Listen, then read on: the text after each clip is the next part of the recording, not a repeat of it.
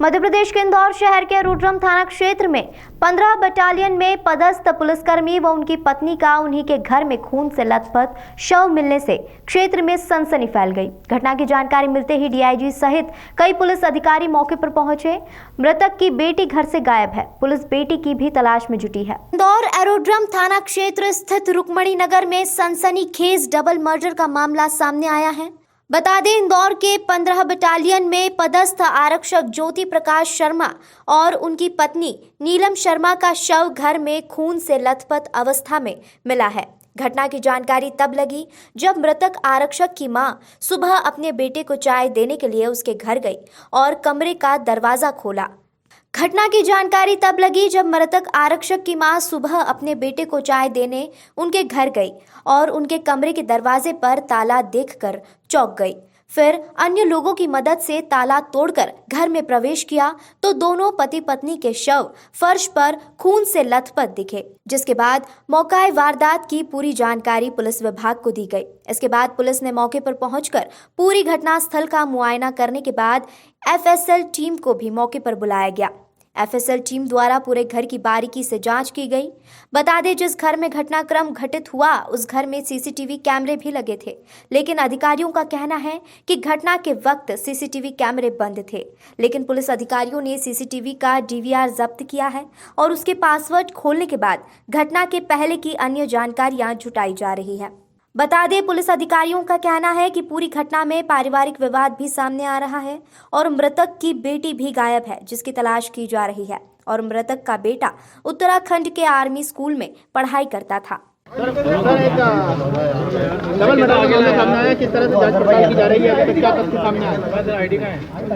आज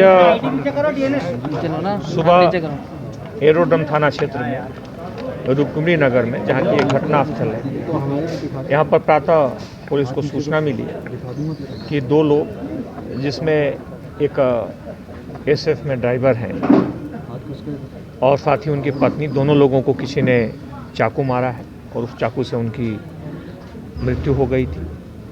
इस पूरे घटना को आने के बाद जब पूरे घटनास्थल की पड़ताल की गई, यहाँ की परिस्थितियों को देखा गया, यहाँ के साक्ष्यों को तलाश किया गया, उनके परिजनों से बात की गई, जो आसपास के लोग हैं उनसे जानकारियां जुटाई गई, तो इससे स्थिति काफ़ी अस्पष्ट हो गई है। इस पूरे प्रकरण में घर से जुड़े हुए काफ़ी करीबी लोग इसमें सम्मिलित हो सकते हैं।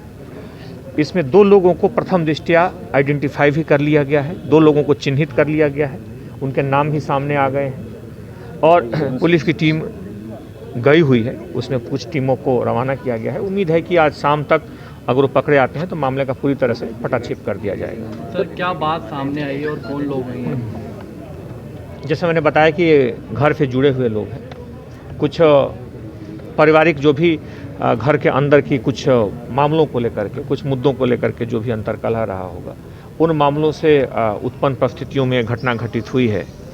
पूरे मामले से जुड़े जो तथ्य हैं, जो आसपास के लोगों से जो तथ्य मिले हैं, जो कुछ साक्ष्य मिले हैं, उसके आधार पर अभी तक इतनी तस्वीर साफ हो गई है। बहरहाल आरोपियों को पकड़े जाने के बाद घटना का पूरी तरह से पटाक्षेप किया जाएगा। बेटी भी गायब है। उसमें घर में रहने वाले कुछ लोग भी यहाँ से आकस्मिक तौर पे यहाँ से चले गए हैं, जिनको सुबह तक देखा गया है। सुबह लगभग 6 बजे के आसपास परिजनों ने, पड़ोसियों ने यहाँ घूमते हुए, देखते हुए पाया है। कुछ जो साथ में जुड़े लोग हैं उनकी भी पहचान की गई। बहरहाल पूरे मामले से जब आरोपियों को पकड़े जाने के बाद अंतिम रूप से इसमें सीसीटीवी उस समय बंद कर दिया गया था। सीसीटीवी को पहले जो अभी डाटा देखा जाना उसमें बाकी है, लेकिन प्रारंभिक तौर पे उसमें सीसीटीवी को पहले से उसमें बंद किया गया है। चौराहे पे और वहाँ पर असामाजिक तत्वों का जमावड़ा लगा रहता, शिकायत भी करी थी, उसके बाद नहीं, इसमें असामाजिक तत्वों से कोई जुड़ा बिंदु नहीं है। जैसा मैंने बताया, परिवार के अंदर का मामला है। पारिवारिक इसमें कई जो स्थितियां पैदा हुई, जो स्थितियों के बारे में जानकारी मिली है, उनसे जुड़ी जो भी स्थितियां हैं उसके बारे में पुलिस गहराई से तफ्तीश कर रही है और जल्द ही पूरी तस्वीर साफ होगी। सर, कितने बजे क्या घटना हो सकती है? ये घटना अल सुबह की है, आज प्रातःकाल सुबह की है, जबकि उस समय शुरुआती दौर में जिन लोगों ने भी ये घटना की है उन लोगों ने ऐसी भी कोशिश की कि शायद यहाँ से इन्हें हटाया जाए या घटनास्थल को परिवर्तित किया जाए यहाँ से, लेकिन शायद उस समय तक सुबह हो जाने के कारण वो भाग गए। प्रातः 6 बजे के बाद जैसा आप लोगों ने बताया भी कि यहाँ पे कुछ घर के लोगों का प्रातः इनके जो परिजन हैं, कुछ एक आध लोग यहाँ पे घूमते हुए भी दिखे थे, वो भी अभी घटनास्थल पे नहीं हैं, अचानक वो यहाँ पे चले गए हैं। तो इन सारी चीज़ों को जोड़ करके, कई कड़ियों को जोड़ करके तस्वीर काफ़ी हद तक स्पष्ट हो चुकी है और इस मामले का पूरी तरह से खुलासा जल्द गोली की बात भी सामने, सर गोली की बात भी सामने नहीं, इसमें धारदार हथियार का इस्तेमाल किया। घर में कोई सामान भी गया है पूरी घटना को अंजाम देने के बाद? किसी तरह नहीं, इसमें कोई सामान नहीं गया है। सर गांधीनगर का एक युवक भी सामने आ रहा है, वो डीजे नाम का सर। उसमें जब आरोपी पकड़े जाएंगे तब उनके नाम का और उनके पूरी डिटेल्स आपके साथ शेयर की जाएगी।